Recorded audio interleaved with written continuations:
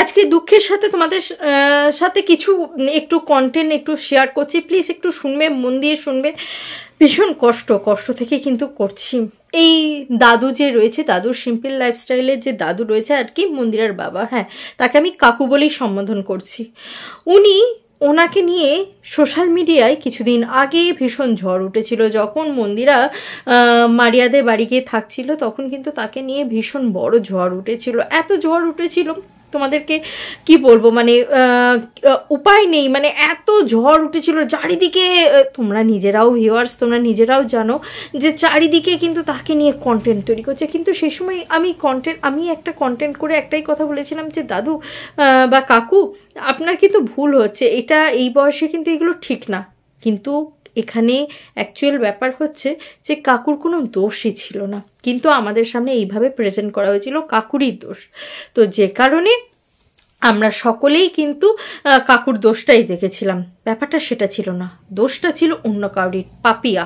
হ্যাঁ আমি নাম ধরেই বলছি, পাপিয়া সিম্পল লাইফস্টাইলের পাপিয়ার কিন্তু দোষ ছিল।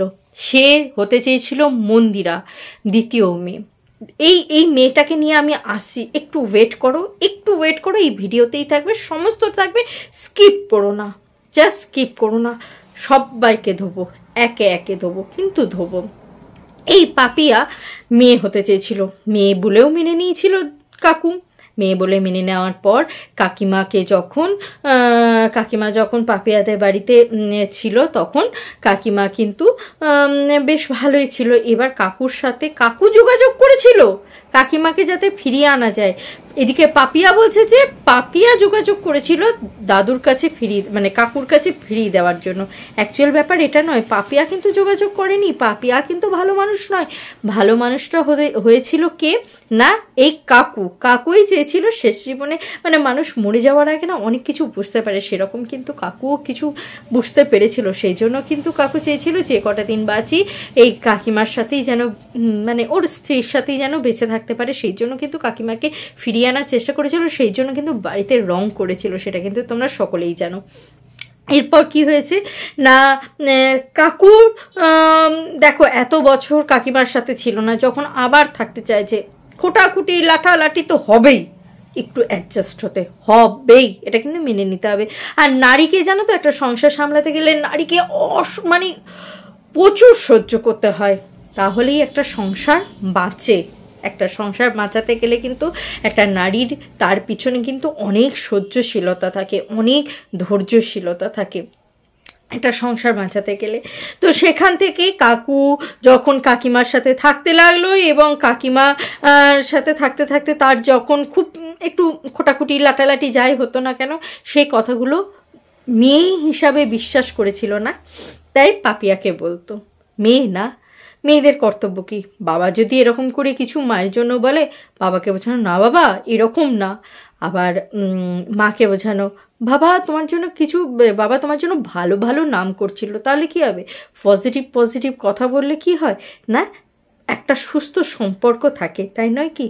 কারণ আমরা যদি আমাদের ইন্টেন্স যদি ঠিক থাকে যে না এরা একসাথে থাকুক, এই ইন্টেন্স যদি থাকে তাহলে যতই খারাপ হোক না কেন সেটাকে পজিটিভ অ্যাওয়েতেই সকলেই কিন্তু প্রকাশ করে আর কি। কিন্তু পাপিয়া এখানে কি করেছে না, পাপিয়া এখানে সব কথাগুলো কিন্তু কাকিমাকে, হ্যাঁ নিপা কাকিমাকে কিন্তু কুটুট করে লাগাতো। অ্যাকচুয়ালি কি জানো তো পাপিয়া, যে কেউ কারোর সুখ দেখতে পারে না, তুমিও কিন্তু ওদের সুখটা দেখতে পারোনি। মেয়ে হওয়ার যোগ্যতা কিছুই নয়, এখানে মেয়ে হওয়ার যোগ্যতা নিয়েও তোমাদের সাথে কিছু কথা বলবো, তোমরা বিচার করবে। মেয়ে না, একদিনের জন্য হলেও তো মেয়ে রূপে মেনেছিল আর কি। তা দাদু যখন 3 দিন মারা গেল, 3 দিন চলছে আর কি, মারা যাওয়ার পর পাপিয়া বাড়িতে রান্না করছে চিকেনের ঝোল আর করেছে ফ্রাইড রাইস।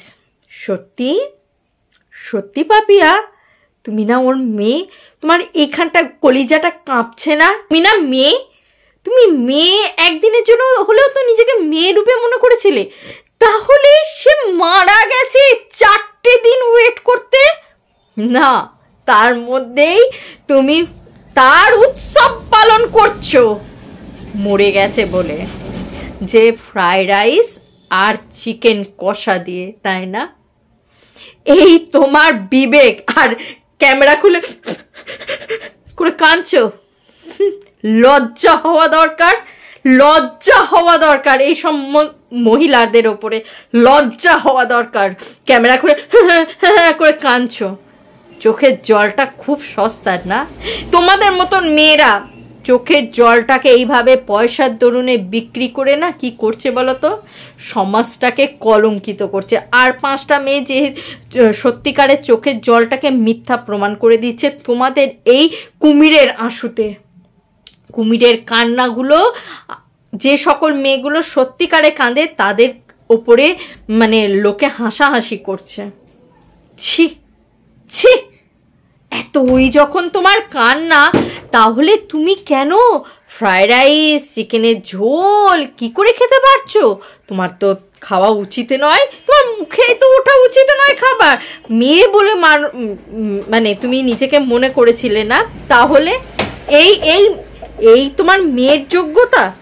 এই মেয়ে, সত্যি লজ্জা করে গো, ভাবতে লজ্জা করে যে তুমি একদিন এদেরকে মানে এদের মাঝে থেকে এদেরকে কিভাবে ভাঙন ধরিয়েছিলে। তুমি সুখী হবে ভগবান জানেন। আমি কাউকে অভিশাপ দেবো না, আমি কাউকে অভিশাপ দেবো না, কিন্তু সুখ নামের জিনিসটা তুমি কখনো ভেবো না গো, কখনো ভেবো না। কেন বলছি জানো তো? তার কারণ একটাই, যে তুমি কখনো তাদেরকে সুখী থাকতে দাওনি। দুদিনের জন্য হলেও সুখ দিতে মানে করনি। তুমি শুধু নিজের স্বার্থটা দেখেছো। স্বার্থপর, তুমি ভীষণ রকম স্বার্থপর। নিজের চ্যানেলটা তো গ্রো করে ফেললে, জাস্ট গ্রোটাই কি আসল? নিজের মধ্যে মানবিকতা, মানসিকতার কোনো দাম নেই। আমরা না মানুষ? তুমি মানুষ হয়ে এই বেইমানি কাজ করছো, তাহলে তো তোমার মধ্যে মান আর হুঁশ দুটোই কিছুই নেই। তাহলে তুমি বোঝো তুমি কি? হ্যাঁ, লজ্জা লাগে, জাস্ট লজ্জা লাগে। তোমাদের মতন মেয়েদেরকে আমার কন্টেন্ট করতেও খারাপ লাগে যে এত নৃশংস।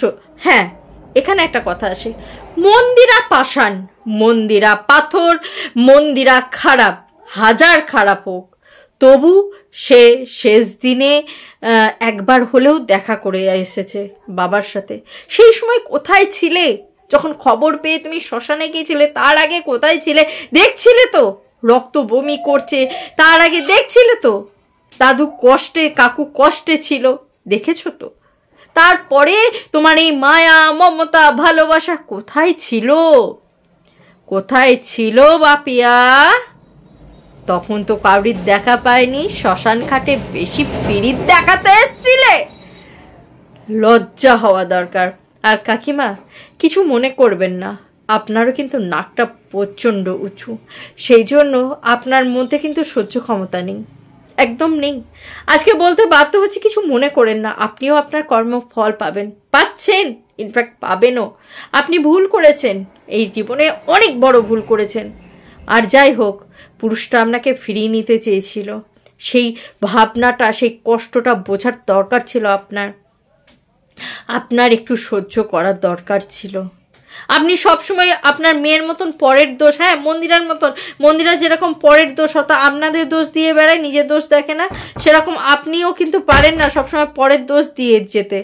আপনার নিজের দোষটাও কিন্তু আপনাকে দেখতে হবে, এটা কিন্তু আপনাকে দেখতে হবে। আর আপনি তো দেখতে পান না, সেই জন্য আপনি আপনার খাল নিজেই কেটে বসেছেন, আপনি আপনার গর্ত নিজেই কেটে বসেছেন।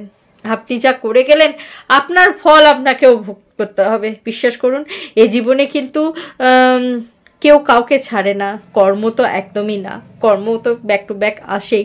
আপনি যদি কাকুর পাশে থাকতেন, শেষ জীবনে একটু সেবা শুশ্রূষা করতেন, আপনার যত পাপ ছিল, আপনি যে ছেড়ে গিয়েছিলেন, যা কষ্ট ছিল, যা কিছু ছিল, সমস্ত কিছু কিন্তু মাফ হয়ে যেত। আপনি শুনছেন, ভিডিওতে দেখছেন যে আপনার বরের রক্ত বমি হচ্ছে, ভালো নেই, তাকে বারবার হসপিটালাইজ করতে হচ্ছে, তারপরেও আপনি যোগাযোগ করেননি, তারপরেও কাছে যাননি, তারপরেও পায়ে তার সেবা শুশ্রূষা করার জন্য পায়ে পড়ে থাকেননি। কি করতে হচ্ছে না, নার্স রাখতে হচ্ছিল। নার্স রাখতে হচ্ছিল। আপনি থাকলে কাকু আরও হয়তো কিছুদিন বাঁচত। ভুল করলেন কাকিমা, সত্যিই ভুল করলেন। আপনার ভুল, আপনাকে এই কথাগুলো শুনতে হবে এবং সহ্য করতেও হবে। কারণ আপনি ভাববেন এদের কথা সহ্য না করতে পেরে আমি যদি কিছু করে ফেলি, এটা আপনার দ্বিতীয় নম্বর ভুল হবে। এরকম করবেন না।